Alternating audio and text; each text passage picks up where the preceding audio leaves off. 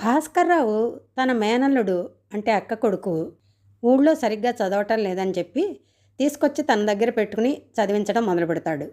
ఒకసారి భాస్కర్రావు అక్కగారు కూడా భాస్కర్రావు ఇంటికి వస్తుంది.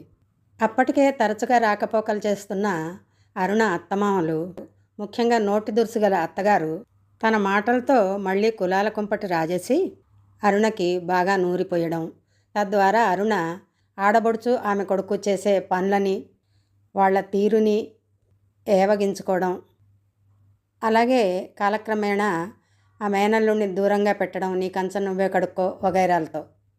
ఇవన్నీ భాస్కర్రావు దృష్టికి వచ్చాక అతను చాలా బాధపడతాడు. అటువంటి విషయాల్లో వారిద్దరి మధ్య భేదాభిప్రాయాలు రావడం మొదలవుతుంది.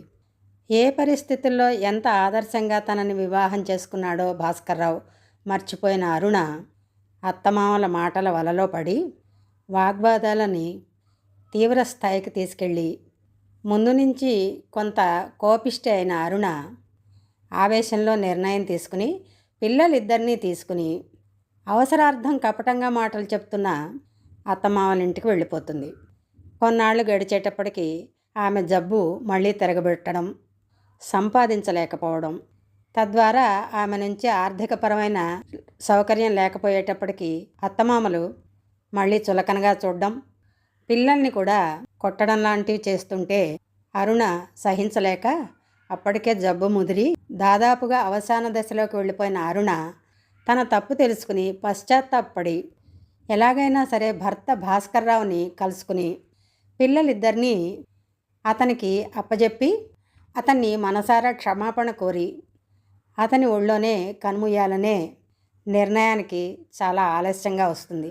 అప్పటికే ఆమె పరిస్థితి చేజారిపోతూ ఉంటుంది.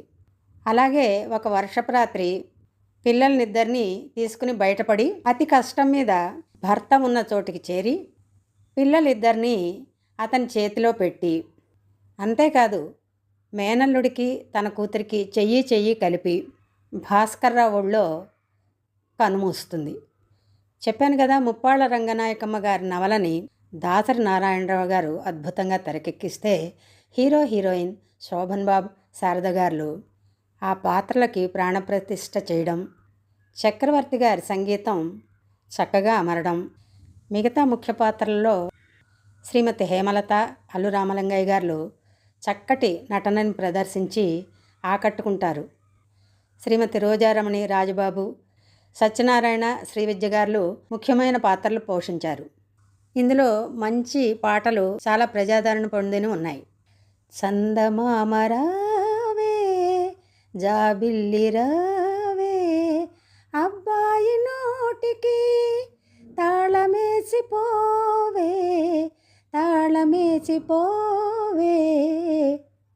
కుశలమా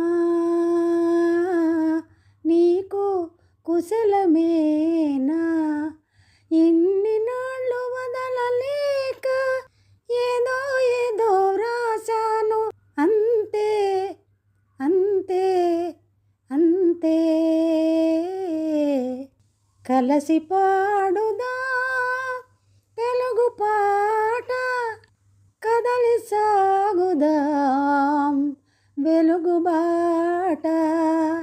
ఇలా చెప్పుకుంటూ పోతే పాటలన్నీ చక్కని ఆణిముత్యాలు. తప్పకుండా చూడవలసిన మంచి సినిమా ఈ బలిపీఠం. ఇలాగే అప్పుడప్పుడు ఈ ఛానల్లో పలకరిస్తూ ఉంటానండి. సెలవు.